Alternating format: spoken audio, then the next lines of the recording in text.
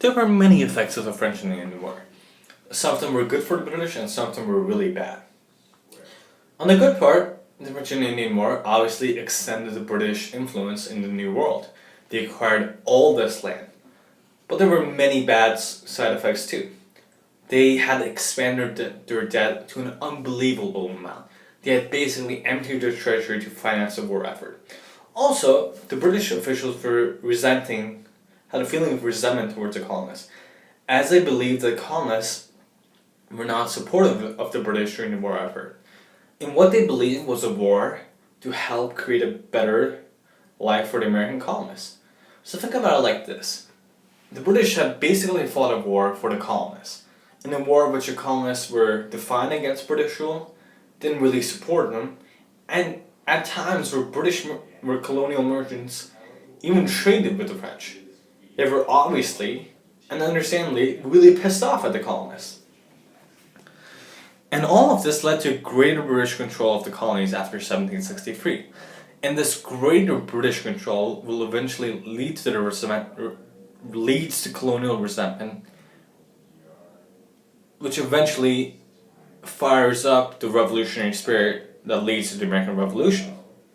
There were many consequences for the Native Americans.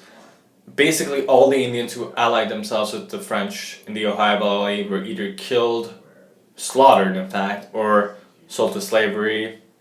The Iroquois were disfranchised. Even though they were neutral in the war, they would never really succumb to the status of being equal to the whites. Now, post-war Britain had many problems with the colonies.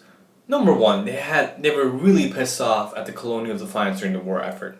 They were uneasy to control, relentless in their efforts not to cooperate with the British, and thus the British were pretty pissed off. They were also not willing to be taxed by our parliament. They were more willing to be taxed by their local assemblies. So you can almost see the autonomous feeling that colonists had. They were more loyal to their local colonial governments than that of the British. The colonies also continued to defy trade regulations during the war.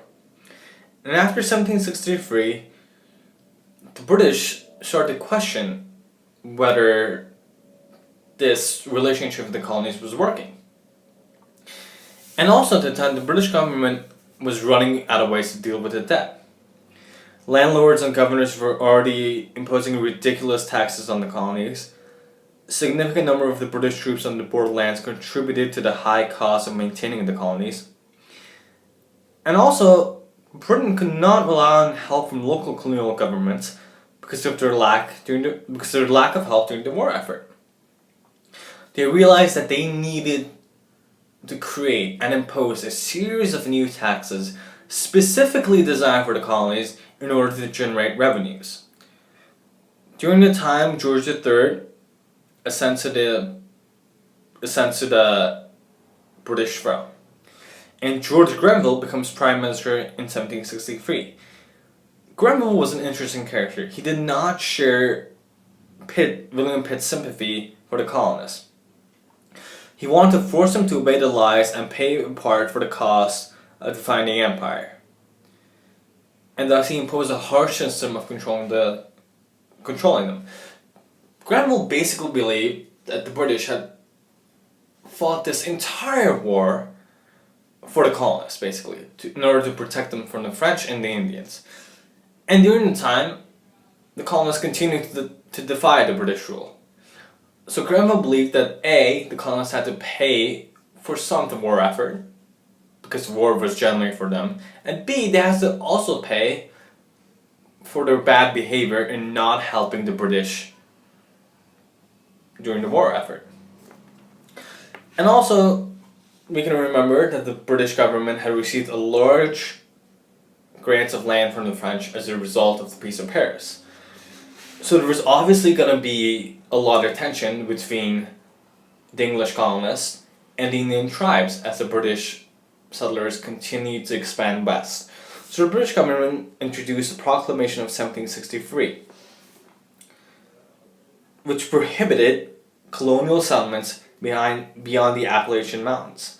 This proclamation is important for many reasons because it was very favorable for the British government because A, it allowed them to control westward migrations, not the colonial governments. B, it allowed the British government to keep the bulk of the population in the colonies in the east where most of the British trade happened. And this was an alright deal for the Indians. They lost some of their lands, but they were just hoping that they could halt the white encroachment onto their lands.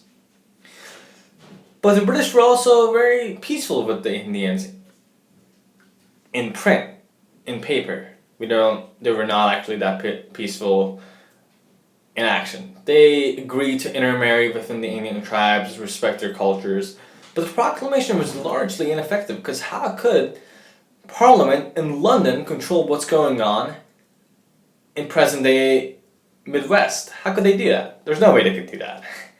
So the proclamation was, for the most part, pretty ineffective. As we covered in the last slide, we realized that Grenville wasn't this dude that was really admiring of the colonies. He wanted to impose tough laws on them and force them to obey it. And at the same time, he had this English debt. So he introduced a series of acts that were designed to increase revenue for the British government. The first of which was the Sugar Act in 1763, which eliminated the sugar trade within the continental colonies and was designed to create a trade system more in favor of the British government.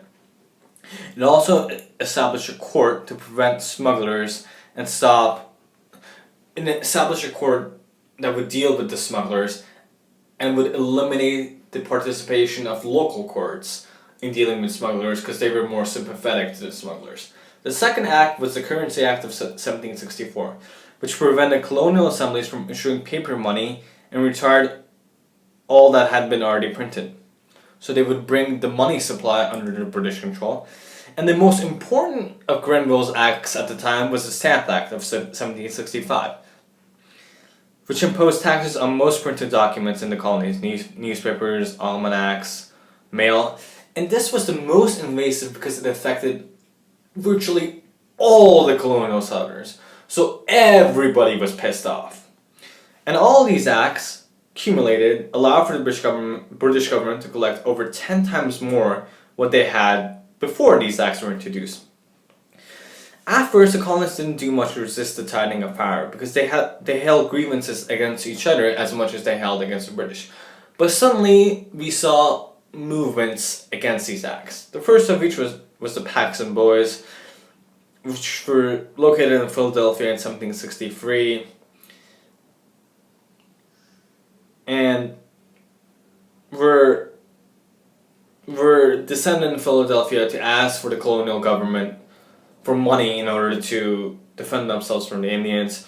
More importantly was the regulator movement in 1771 in North Carolina. These regulator movements opposed the taxes of local sheriffs. They were underrepresented in their minds, and this almost led to a small-scale civil war in North Carolina. And it's important to note that, what begins to unify the colonies was their mutual hatred towards Grenville. Something about the guy pissed everybody off.